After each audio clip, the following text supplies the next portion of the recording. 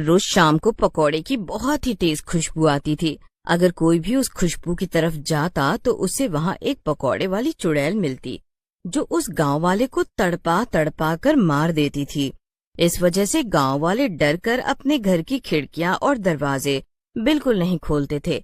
एक शाम दिनेश घर में बैठा शराब पी रहा होता है, तभी उसे पकौड़े की खुशबू आती है। अरे वाह, कितनी बढ़िया खुशबू आ रही है पकौड़ों की। अगर शराब के साथ ये खाने को मिल जाए तो भाई मजा ही आ जाएगा। उसी समय दिनेश की पत्नी सीमा वहाँ आ जाती है और बोलती है, अजी कहाँ जा रहे हो? एक तो शराब पीकर गलत काम कर रहे हो, ऊपर से शाम के समय पकौड़े चाटने जा रहे हो। मैं मना कर रही हूँ, कहीं नहीं जाना। पता है ना, ये भूतिया पकौड़े वाली का जाल भी हो सकता है। दिनेश जो शराब के नशे में चूहे से शेर बन चुका था और बोलता है, मुझे समझाती है, पता है ना मैं नशे में हूँ और नशे में चूहा भी शेर बन जाता है। जा रहा हूँ, मैं देखता हूँ कौन सा भूतिया पकौड़े वाला है, मैं उसकी ऐसी की तैसी कर दूंगा आज।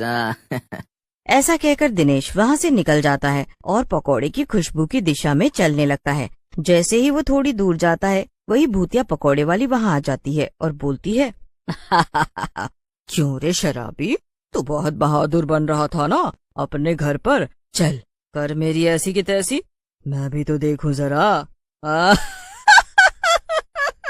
चुड़ैल की बात सुनकर दिनेश हैरान हो जाता है और सोच में पड़ जाता है। लेकिन इससे पहले दिनेश कुछ करता, चुड़ैल उसे उठा लेती है और बोलती है, क्या हुआ, क्या सोच रहा है? मुझे कैसे पता चला? मुझे सब पता है, तुम गांव वाले मेरे बारे में क्या सोचते हो। सब पता है मुझे। ऐसा कहकर चुड़ैल दिनेश को मार देती है। अगले दिन गांव वालों को उसकी लाश मिलती है।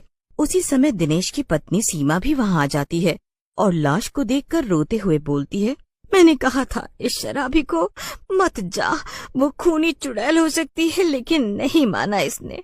बहुत बहादुर बन रहा था, अब मेरा क्या होगा? मैं किसके सहारे रहूंगी? फिर गांव वाले मिलकर दिनेश का अंतिम संस्कार कर देते हैं। उसके बाद गांव में शाम के बाद तो मानो कर्फ्यू सा लग जाता है। कोई भी गांव वाला घर से बाहर नहीं निकलता था। एक दिन सरपंच जी बोलते हैं, हे भगवान, हमें शैतान से बचाओ, बदले में चाहे मेरी जान ले लो, लेकिन इस गांव को इस शैतान के चंगुल से आजाद करवा दो। कुछ दिनों बाद गांव में सोहन आता है। सोहन शहर से डॉक्टरी की पढ़ाई कर वापस लौटता है। सोहन की बूढ़ी दादी सोहन को बोलती है, सोहन बेटा, गांव में शाम के बाद मत घूमना और जो काम हो दिन में ही निपटा लेना। गांव और शहर के माहौल में बहुत फर्क है। दादी की बात सुनकर सोहन को समझ नहीं आता और वो थके होने के कारण अपने कमरे में जाकर सो जाता है। अगले दिन सोहन दादी से कहता है, दादी, मुझे अपने बचपन के दोस्तों से मिलने का मन कर रहा है, मैं जरा उनसे मिलकर आता हूँ। दादी सोहन से कहती हैं, ठीक है सोहन बेटा, जहाँ जाना है चले जा, लेकिन मेरी बात याद रखना, शाम होने से पहले वापस घर लौट आना। दादी की बात सुनकर सोहन वहाँ से चला जाता है और अपने बचपन के दोस्त पन्नू और रवि से मिलता है। पन्नू और रवि सोहन को देखकर बहुत खुश होते हैं। तुम बिल्कुल नहीं बदले पन्नू। अरे यार चलो छोड़ो ये सब, चलो कहीं घूम कर आते हैं, खूब मस्ती करेंगे वहाँ। क्या बोलते हो तुम दोनों? नहीं नहीं सोहन, अब इस गांव में वो बात नहीं रही यार। अब इस गांव में कोई भी रात में बाहर नहीं निकलता है। घर से नहीं निकलता है? मतलब मैं कुछ समझा नहीं। ऐसा क्या हो गया इस गांव में जो कोई भी रात में यहाँ से नहीं निकलता? कोई बताओ मुझे। अच्छा, तभी मैं कहूँ दादी मुझे शाम होने से पहले घर आने को क्यों बोल रही थी। मुझे और बताओ उस चुड़ैल के बारे में। अब और क्या बताएं सोहन, किसी भी गांव वाले ने उस चुड़ैल को नहीं देखा है, क्योंकि शाम होते ही सब गांव वाले डर की वजह से अपने घर के दरवाजे बंद कर लेते हैं। ऐसा कहकर पन्नू और रवि वहाँ से चले जाते हैं। ये दोनों भी कितने भोले हैं। भला ऐसा भी होता है क्या? भूतिया चुड़ैल, वो भी पकौड़े वाली। हाँ। अरे वाह, क्या नाम दिया यार। ऐसा कहकर पन्नू और रवि वहाँ से चले जाते हैं। ऐसा कहकर सोहन वहाँ से चला जाता है। ये दोनों भी ना लगता है मुझे डराना चाहते हैं। मैं आज अपने घर की खिड़की खुली रखता हूँ, देखता हूँ कौन सी भूतिया पकौड़े वाली आती है। और अपने घर की खिड़की खोलकर ही सो जाता है। रात होते ही गांव में पकौड़े की खुशबू फैल जाती है, क्योंकि वही भूतिया पकौड़े वाली गांव के बीच में आकर खड़ी हो जाती है। अरे ओ गांव वालों, जरा बाहर तो आओ, देखो क्या मस्त पकौड़े लाई हूँ बनाकर। प्याज के, बैंगन के और न जाने कौन कौन से। कोई तो आओ। चुड़ैल थोड़ी देर तक गांव के बीच में खड़ी रहती है। लगता है गांव वाले मेरे पकौड़े नहीं खाना चाहते। चलो कोई बात नहीं, मैं अपना ग्राहक अपने आप ही ढूंढ लेती हूँ। ऐसा कहकर चुड़ैल गांव में घूमने लगती है। तभी उसे सोहन की खुली खिड़की दिखती है। लगता है आज का ग्राहक मिल गया है। उस खुली खिड़की में ही छुपा है मेरा शिकार। जिसे खाकर मैं करूंगी अपनी भूख का अंतिम संस्कार। वाह वाह वाह, क्या शायरी है, क्या शायरी है। ऐसा कहकर चुड़ैल अपने पकौड़े के साथ वहां खड़ी हो जाती है और पकौड़ों की खुशबू खिड़की से होते हुए सोहन की नाक में जाती है। सोहन उठ जाता है। अरे वाह, क्या मस्त खुशबू आ रही है पकौड़ों की। जब खुशबू इतनी अच्छी है तो पकौड़े कितने बढ़िया होंगे। मजा आ जाएगा, चलकर देखता हूँ। ऐसा कहकर सोहन अपने घर से बाहर निकल जाता है। जैसे ही वो बाहर निकलता है चुड़ैल उसे पकड़ लेती है। अरे मर गया रे, ये तो सचमुच में चुड़ैल है भाई। इसका मतलब सब लोग सच कह रहे थे। अरे मर गया रे, कोई तो बचाओ। सोहन की बात सुनकर चुड़ैल हंसने लगती है।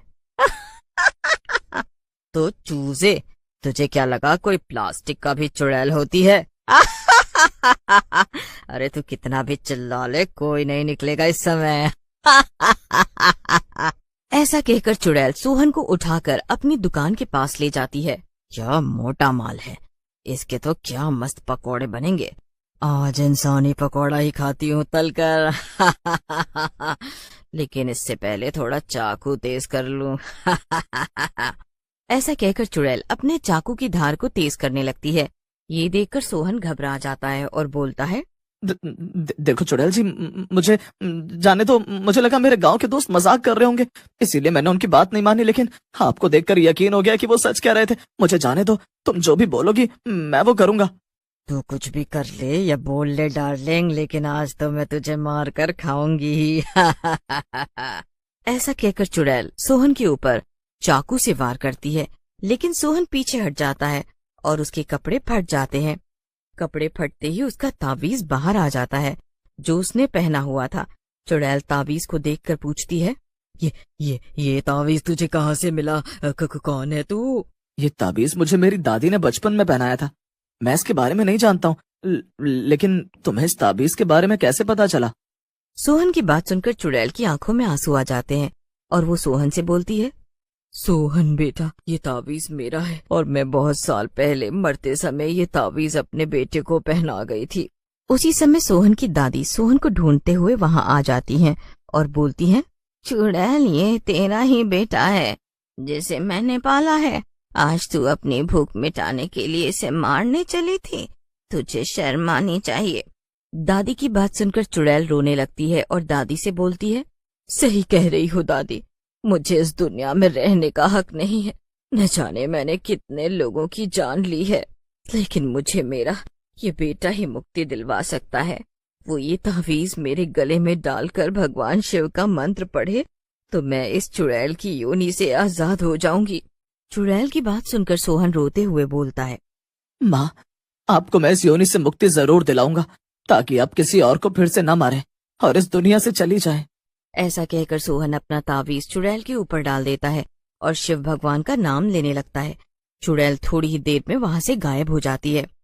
चल मेरे बेटे, घर चल, मैंने अपने हाथों से तेरे लिए पकौड़े बनाए हैं।